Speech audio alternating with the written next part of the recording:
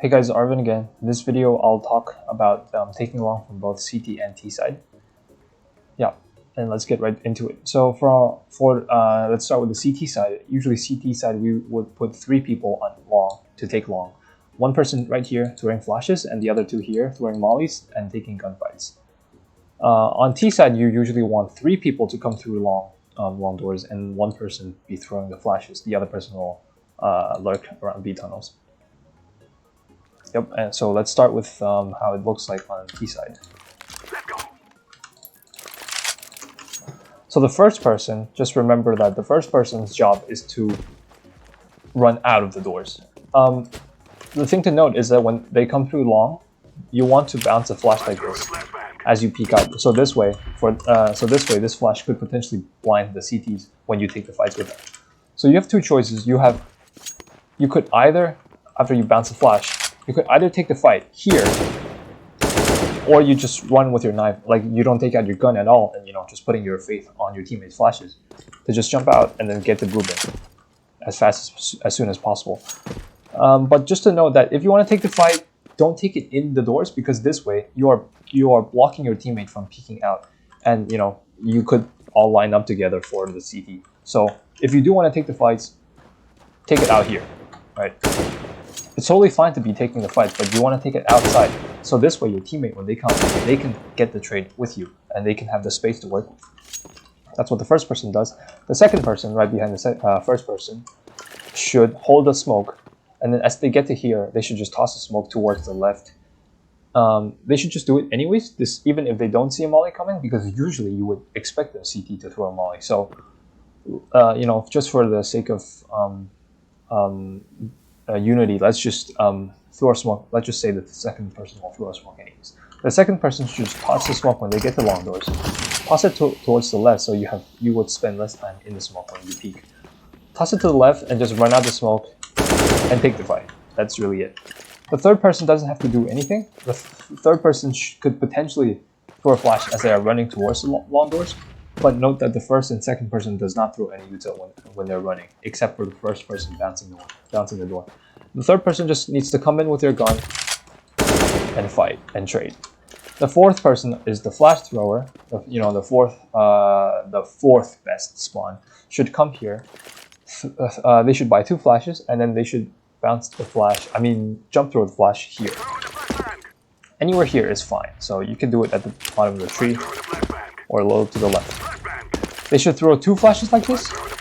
Actually, my bad. They should throw 1 flash like this. The other flash, they should throw towards here. Do a running and jump throw. This would be a little too far, but try to throw a little shorter than this. What this does is, when the CTs peek wide to take the fights, this flash blinds the CTs without giving any sort of effect to your team who's fighting, because it pops behind them. So although this flash may not be as good as this flash is foolproof, and it doesn't blind your teammates at all. And that flash is a great flash for anybody at long. So yeah, that's how you play long. That's how you take long with 3 people going into doors and 1 person flashing. The other person should play the lurk role. To play more safely, they should play outside of tunnels. If your team gathers the info that your opponents don't like to take lower very aggressively, you could play this a little faster, right? And then take lower a little faster. But that's it. That's it for taking long on T side. And then now we'll get to the CT side of things. So the CT side of things, you want to have the 2 people with the best spawn to run towards long. Usually, ideally you'll have the best spawn. So the best spawn should come running with their knife, and they should ideally look towards the wall so they can play anti-flash. And then when they get to the doors, they run and throw the molly like this into the doors, and they wait. They should look at the wall and wait. And I'll tell you what they're waiting for in a sec. You could also choose to just throw a flash too. It doesn't matter. You can stand here, aim at the A on the wall, do a jump throw, and it pops right here. But please, you have to tell your teammate if you're throwing a flash. You're waiting for a flash, the first person, thrown from this person. So after that flash pops, you come out and peek, take the gunfights and clear this area.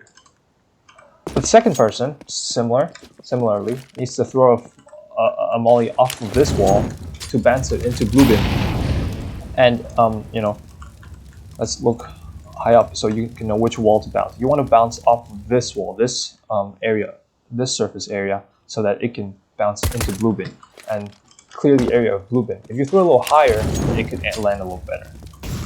So the second person just throws that, and he shall also wait for the flash. The third person, the most important person, I'd say, throws the flash. Throws two flashes. The first flash he should just throw just in a bit. I mean, like just maybe 1 second after he gets here and throws the flash. Right, the first flash doesn't really work well because in the meantime you throw this, the enemies are going to be bombarding long with their flashes, so you should not peek at the very beginning of the round. So this flash is kind of like just to scare them off a little bit, right? And then you wait for this, and then the third person, the flasher, after he throws out the first one, should wait for these two teammates to call when to throw the second one. I mean, if they don't, just wait a couple more seconds and then throw one. So this flash now that the T's don't see any flash coming, they're probably not going to expect any flash. And this flash, a relatively late flash, will get them all blind. And then as that flash pops, which, you know, the first person could also be throwing this flash along with the flash, you know, just to make the blindness better.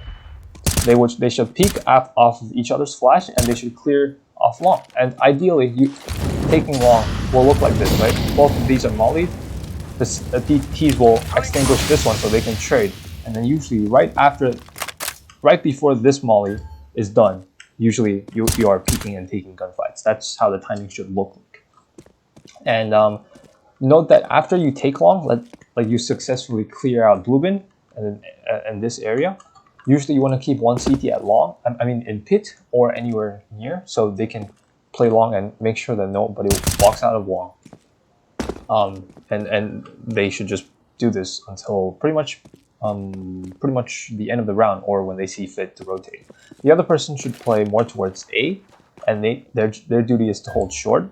The other person, usually, ideally, the person who throws the flash, right after they throw the flash, they see their teammate is fine, they took long control, he should run towards CT so that him and the other teammate who plays mid can double up on mid doors, you know, a very fragile area for the CTs, so they can buff up the defense. And that's it for the video. Thank you.